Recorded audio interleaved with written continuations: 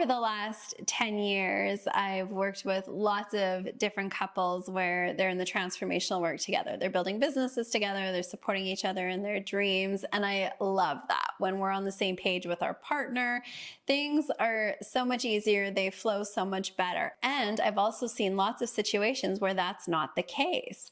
Our partners don't always support our dreams. We don't always support our partner's dreams. So what do you do in those moments? And how do you handle that? And there's absolutely certain things that we can do to not only get the support of our partner, but also feel like we can move forward and to really encourage that support. And I've seen it the other way where our partners don't support our dreams, or maybe you don't support your partner's dreams. So what do you do in those moments where it feels like you're so far apart? And what can happen if we don't have support in those cases and we don't know what to do, we end up giving up on our dream because we're scared of leaving our partner behind, or we're scared of outgrowing them. And so if we're not careful, our dreams go on hold, and then we can end up feeling resentful or bitter, and we're taking it out on them and they don't even know why. So what do you do in those moments when your partner doesn't support you and your dreams? I'm Stacey Berger. I am a transformational coach in both life and business, supporting entrepreneurs in having full spectrum success. So today we're talking about how do you get that support of your partner? And let me just say, oftentimes we think that our dreams rely on the support of our partner, and they don't. Regardless if your partner supports you or not, you do not want to put your dreams on hold. You do not want to go to your deathbed with regret. So the first thing is really giving yourself permission to dream. What is it that you would love? What do you want in your life? And really thinking about what that looks like and getting clear. So before you have the support of your partner, you first need to know what it is that you want and what it is that you would love. As you have that vision and you're getting more clear, the other thing you want to do is inside of your vision, have a picture of a supportive partner. And so instead of being focused on where they're not supporting you, vision for the kinds of conversations that you want to be having, dream building conversations. You can say things like, I'm so happy and grateful that my partner and I are on the same page. I support their dreams, they support my dreams.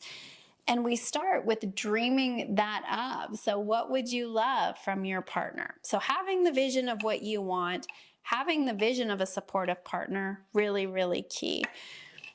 Your dream in the beginning, when you're first creating that dream, it's sacred, right? It's a brand new baby. If you've ever had a baby, or you know somebody who's had a baby, when you have a newborn baby, you're very careful about whose hands you place that baby in. It's the same with a baby dream. You want to be really careful who you're trusting with that dream. I like to say a raised eyebrow from the wrong person can kill a dream, right? It triggers our own doubts, our own fears. So your partner may not be a safe person to share that dream with quite yet. That's the power of having coaching, having a community. Who is a safe person for you to share that with?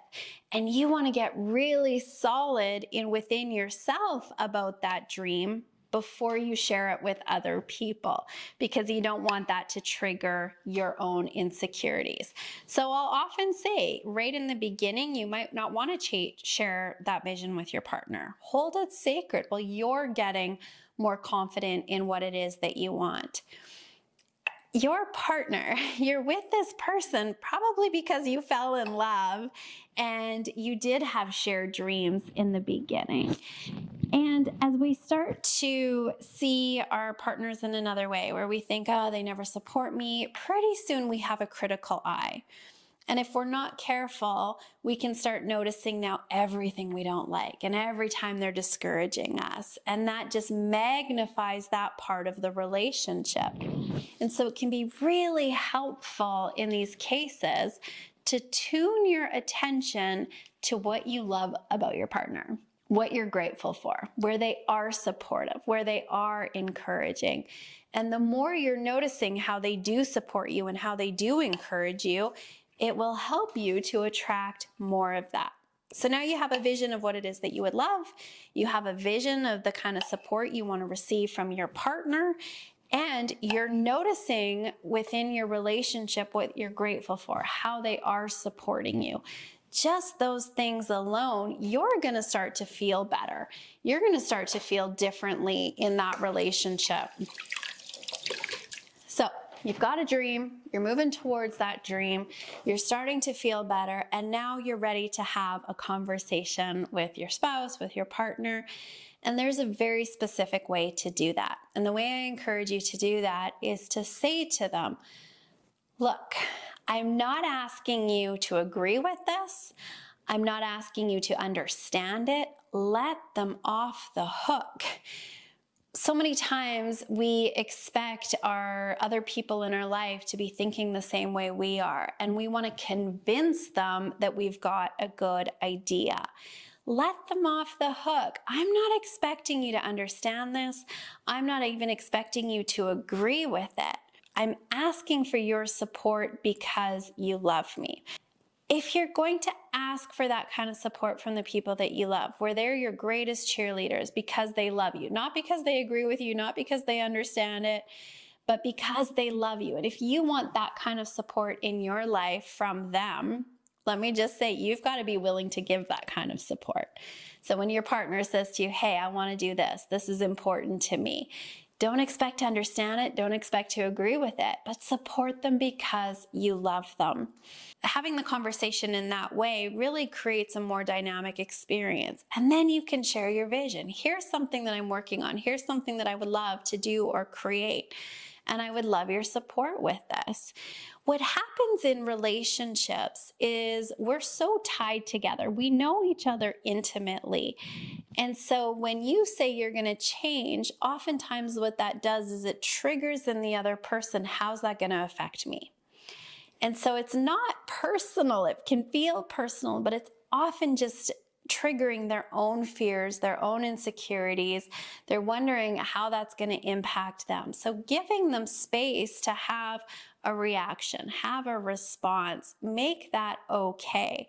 The key is that you don't take that personally and it doesn't discourage you from creating your vision.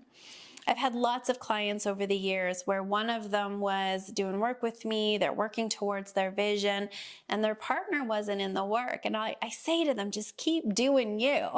Just keep living from the vision, keep taking that action. And as their life starts to expand, pretty soon their partner's saying, I want what she's having, or I want what he's having.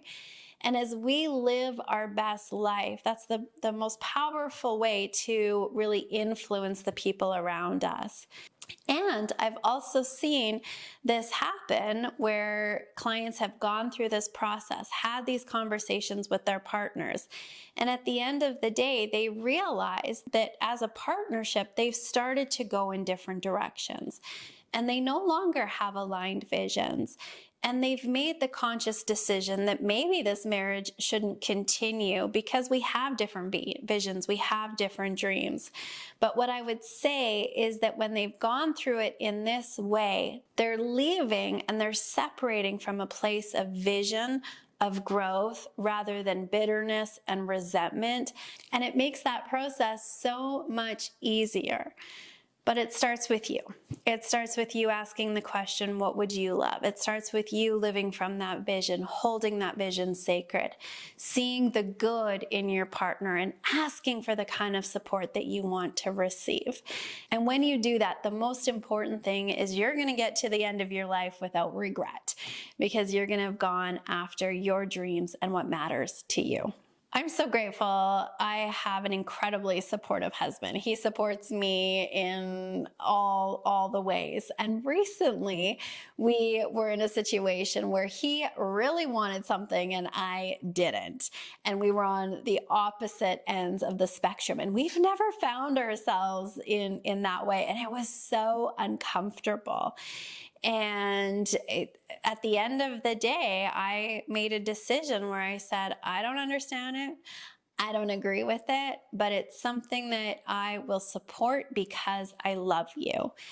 And the key with that in saying those words, I didn't just say those words and not mean them. I knew that I had to live into those words, where I didn't want to say those words, but then we went and did the thing. And then I was like, I told you so, or I don't agree with this. I don't like this, right? He didn't want the sideways glances as we pursued his dream. And so I had to do the inner work. What would it look like to fully support him because I loved him?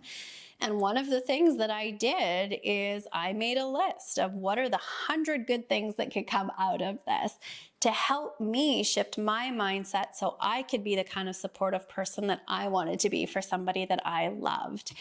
Not always easy, not always easy. Those are tough conversations to have.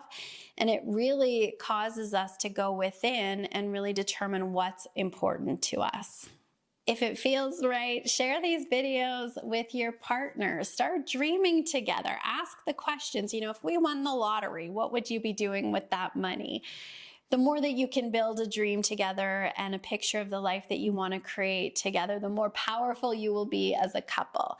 But remember, your dreams do not rely on the other person being on board initially. Make sure that you're dreaming for what it is that you would love.